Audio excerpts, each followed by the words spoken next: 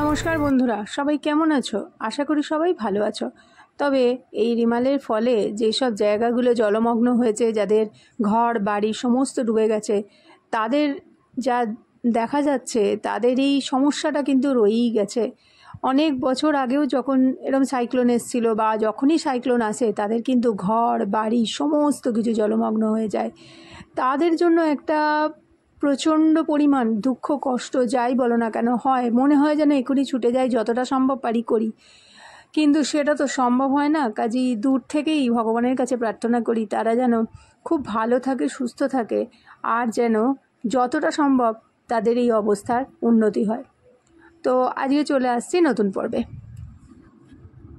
বড়দের জানাই আমার সশ্রদ্ধ প্রণাম, ছোটদের জন্য রইল অনেকটা আদর ভালোবাসা আর আশীর্বাদ। বন্ধুরা, যারা কাকলির ক্যানভাস চ্যানেলটিকে এখনও সাবস্ক্রাইব করোনি, তারা চ্যানেলটিকে সাবস্ক্রাইব করে নাও, আর এরকমই অলৌকিক ঘটনা, ভৌতিক ঘটনা আমি আনতেই থাকি, শুনতে থাকো। এতদিন যাবৎ তো যা যা ঘটনা বলছি, হয়তো দু একদিনের একটু অতীতের ঘটনা বা বেশ কিছু বছরের অতীতের ঘটনা, বা হয়তো এই 2024-এরই একটি ঘটনা বলেছি, কিন্তু আজ যে ঘটনাটা বলতে চলেছি সেটা শুনলে তোমাদের গায়ে কাঁটা দিয়েই ছাড়বে। এত ভয়ঙ্কর একটি ঘটনা ঘটে গেছে গতকাল।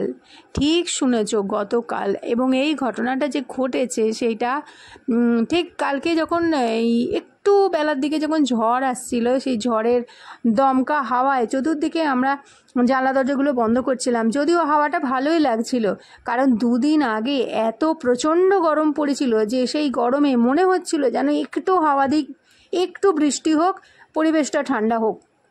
দুপুরবেলার দিকে তখন 12টা হবে, একটু ঝোড়ো হাওয়া দিতে শুরু করলো।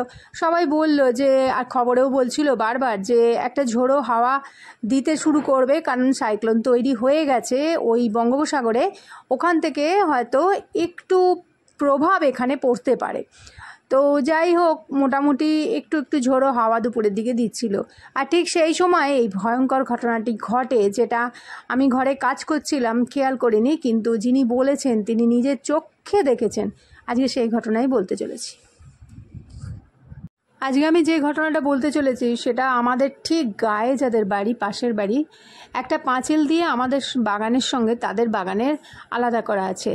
তো তাদের ওই পাঁচিলের ভেতরই সে একটি ভয়ঙ্কর জিনিস দেখেছে, এবং এর আগেও নাকি সে অনেকবার দেখেছে।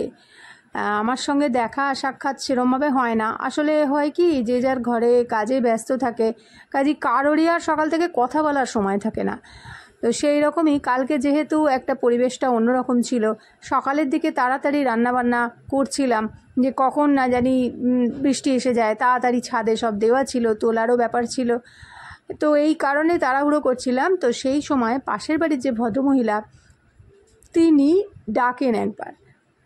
আমি সাধারণত সচরাচর ওই জানলা দিয়ে যেটুকুনি কথাবার্তা হয়, বাইরে কলে হয়তো গেলাম কিছু কাজ করতে, সেই সময় দেখা হয়, কিন্তু সেই কালকের কথা যেটা বলছি, সেই ঘটনাটা কালকেই ঘটেছে। তিনি ঘটনাটা খুব নিচু স্বরে বলছিলেন, কারণ ওনার হয়তো কোথাও মনে হচ্ছিল যে হয়তো আশেপাশে সবাই শুনলে হয়তো ভয় পেয়ে যাবে, বা এমনও হতে পারে তিনি সেই ঘটনাটা সবার সঙ্গে হয়তো পাবলিসিটি করতে চাইছিলেন না। এত নিচু গলায় বলছিলেন বলে তার ঘটনা বলাটা আমি পুরো রেকর্ড করতে পারিনি, মাঝে মাঝে তোমরা তার আওয়াজ শুনতে পাবে একবার করে। তো সেই ঘটনাটা হচ্ছে এরকমই। উনি সকালবেলার দিকে রান্নাঘরে রান্না করছিলেন। তার আগে তোমাদের একবার বলে দিই ওনার ঘরের পজিশনটা। উনি রান্নাঘরে রান্না করেন, রান্নাঘর থেকে বেরিয়ে ডান দিকে গেলে ওদের সিঁড়ির ঘর পড়ে, সিঁড়ির ঘর থেকে সোজা সামনে বরাবর গেলে পরে ওদের ওই বাগানটা, আর বাগানের ডান দিকে ওদেরও একটা কল আছে, আর ওই কলটায় ওরাও এমনি ধোয়াধুয়ির কাজ করে। আর ওই বাগানের যে বর্ডার পাঁচিল আছে, সেই বর্ডার পাঁচিলটা হচ্ছে আমাদের ওই বাগানের সঙ্গে আলাদা করা আছে। ওর ভেতরে আছে প্রচুর গাছ, নারকেল গাছ, আম গাছ, শিউলি গাছ, জাম গাছ, আরও প্রচুর গাছ আছে। ওই জায়গাটা আমি বেশিরভাগ সময় দেখেছি যে কিরকম একটা অন্ধকার টাইপের হয়ে থাকে। আর তার একটা পাশে আছে ওদের ইট পাঁজা করে রাখা, বালি পাঁজা করে রাখা, হয়তো কোনো সময় কাজ করেছিল বাড়ির মিস্ত্রির কাজ, সেই সবগুলো বেঁচেছিল। তো ওরা করেছিল কি, বাগানের একটা সাইডে ওরকম ডাঁই করে রেখে দিয়েছে। তো ওরা দেখেছে, মানে ওই যে পাঁচিলটা, ওই পাঁচিলটায় হচ্ছে ঘটনার কেন্দ্রবিন্দু। তো তো ওই ভদ্রমহিলা বললেন, ওনাকে আমি কাকিমা কাকিমা করে ডাকি, তো ওই কাকিমা বললেন যে কাকিমা রান্নাঘরে রান্না করছিলেন, আর কাকিমার ছেলে দোতলায় বসে কিছু কাজ করছিল ল্যাপটপে, আর ওর মেয়ে নিচেই ছিল, কিছু পাশের ঘরে হয়তো কিছু করছিল। তো কাকিমা রান্না করতে করতে উনি দুটো থালা আর বাটি নিয়ে গিয়েছিলেন বাগানের দিকে কলে ওগুলো ধুতে। তো উনি যখনই মানে ডান দিক দিয়ে সিঁড়ির পাশ দিয়ে বাগানের দিকে বেঁকলেন, দেখলেন একটা সাদা কুয়াশার মতো একটা সাদা শাড়ি পরা মূর্তি উবু হয়ে পাঁচিলের ওপর উঠে বসে আছে। মাথায় চাপা দিয়ে কোনো মহিলা ফিগার যদি সাদা শাড়ি পরে পাঁচিলের ওপর উঠে বসে থাকে, তাকে কীরকম দেখতে লাগে? তো উনি বলছেন যে একটা কুয়াশার মতো যেন সাদা বডি, যেরকম সাদা কাপড় পরে চাপা দিয়ে পাঁচিলের ওপর উঠে বসে আছে এবং ওই দিকেই তাকিয়ে। ওইটা কাকিমা যখন দেখেছেন, দেখে মানুষের তো দেখার পরেও বুঝতে কয়েক সেকেন্ড লাগে, তো উনি দেখে বুঝতে বুঝতে ওটা নাকি পুরো হাওয়ায় মিলিয়ে গেল। উনি চোখের সামনে যখন দেখলেন যে একটা পুরো বডি পুরো বসে আছে অথচ চোখের নিমেষে হাওয়ায় মিলিয়ে গেল, সেইটা দেখে উনি ভীষণ ভয় পেয়ে গিয়েছিলেন এবং ভয় পেয়ে দৌড়তে দৌড়তে ঘরে চলে গিয়ে উনি হাঁপাচ্ছিলেন এবং এই কথাটা তার মেয়েকে বললেন যে জানিস সেরকম দেখলাম যে পাঁচিলের ওপর একটা সাদা ধোঁয়াযুক্ত বডি বসে আছে এবং কিছুক্ষণ পরেই ওটা হাওয়ায় যেন মিলিয়ে গেল। এটা বলার পর ওর মেয়ে বলল যে দেখো মা, আমি তোমাকে বলিনি, যেহেতু তুমি একা থাকো বাড়িতে, তো ওইখানে আমিও দেখেছি একদিন কেউ একজন সাদা কিছু পরে দাঁড়িয়ে আছে, সেটা ছিল সন্ধেবেলা। মেয়ে হাত ধুতে গিয়েছিল ওখানে, তো ওখানে দেখেছিল সন্ধেবেলাতেও ওরকম দাঁড়িয়ে আছে। তো তখন আমি জিজ্ঞেস করলাম, আচ্ছা কাকিমা, আমি তো প্রথমে বুঝতে পারিনি, আমি প্রথমে বললাম কি তুমি সন্ধেবেলা দেখেছো? বলছে আরে না না, এই যে একটা দমকা হাওয়া এলো না। হ্যাঁ সত্যিই তাই, সকাল থেকে একটা দমকা হাওয়া কালকে দিচ্ছিল, গতকালের কথা বলছি, একটা দমকা হাওয়া না সকাল থেকেই বইছিল। তো আমাকে বললো এই যে এই মাত্র দমকা হাওয়া দিচ্ছিল, আমি বাগানে ঢুকলাম, তো দেখি ওরকম বসে আছে। আমি বললে বিশ্বাস করবে না, আমি চোখে এতটুকু ভুল দেখিনি। তো আমি তখন তো বললাম যে কি বলবো, আমি বললাম দেখো হতেও পারে, কারণ ওই জায়গাটা যে আছে সেটা একটা বোঝা যায়। কারণ আমি আগেও শুনেছি যে ওই কাকিমাই আমার শ্বশুর যখন মারা যায় তার ঠিক 1 সপ্তাহ আগে একটা বিশাল লম্বা কালো মূর্তিকে দেখেছিল ওই আমাদের গলি দিয়ে বেরিয়ে ওই বাগানের মধ্যে ঢুকে যাচ্ছে।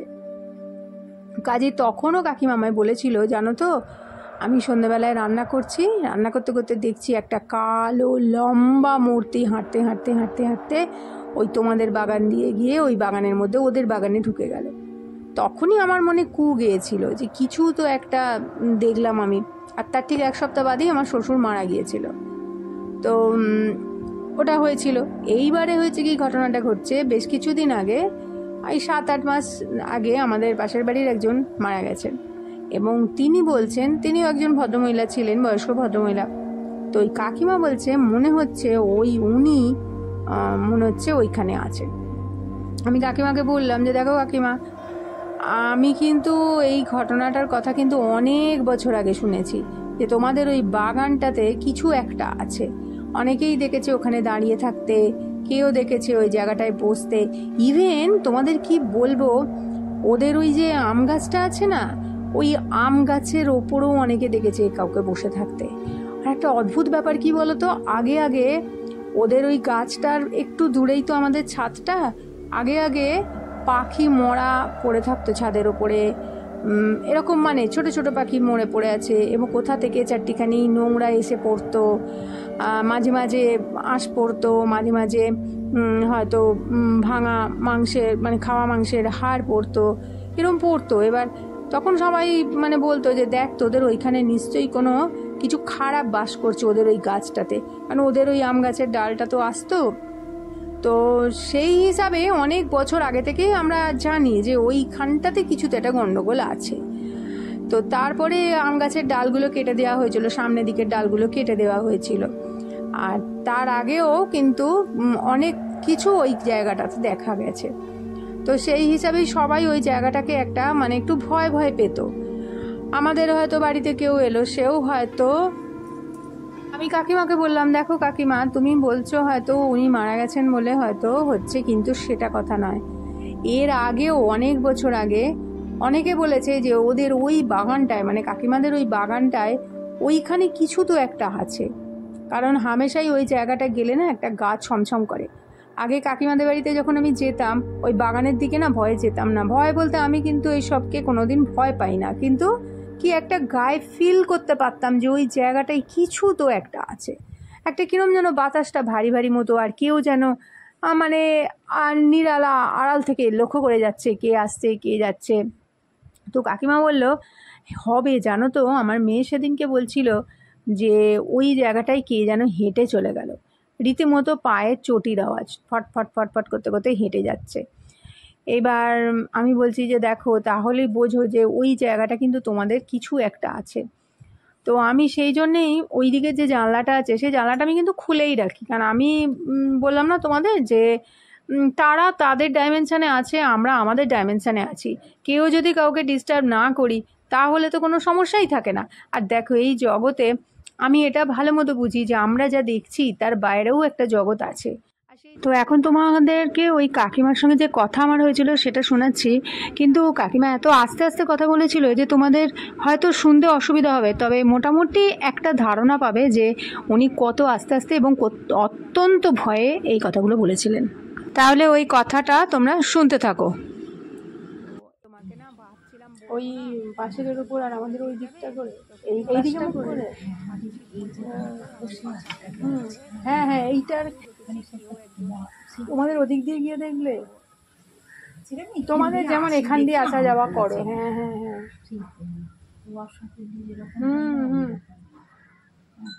সন্ধ্যেবেলা এই সবে সকালবেলা, আমি ভেবেছি সন্ধ্যেবেলায় বোধহয়। সকালবেলায়, ও বাবা। কাকিমা তো ভীষণ ভয় পেয়ে গেছে, আমাকে বললো দেখো কাকুরি, আমি না ভাবছিলাম বলবো না, তুমি ভয় পেয়ে যাবে, তো কি ভাবছি বলবো জানো তো, আমাদের ওই পাঁচিলটার উপরে কিছু তো নিশ্চয়ই না আছে, না হলে দেখলে কি করে। হ্যাঁ, আর এরা ভালো বোঝে, এরা আর খুব ভালো বোঝে। তো ওই কাকিমা প্রচুর কুকুর আর বিড়াল পোষে, আর ওদের ওই আচরণ দেখেই না অনেকটাই ধরতে পারা যায় যে কিছু একটা আছে, ওদের একটা অস্বাভাবিক আচরণ দেখতে পাওয়া যায়। তো আজকের ঘটনা তোমাদের ভালো লাগলে অবশ্যই একটা লাইক করো, প্রচুর প্রচুর শেয়ার করো, কমেন্ট করতে কিন্তু ভুলো না। পরের দিন আবার হাজির হয়ে যাচ্ছে নতুন কোনো ঘটনা নিয়ে। ততক্ষণের জন্য সবাই সুস্থ থাকো, ভালো থাকো, আনন্দে থাকো, কাকুলির ক্যানভাসের সাথে থাকো। নমস্কার, ধন্যবাদ।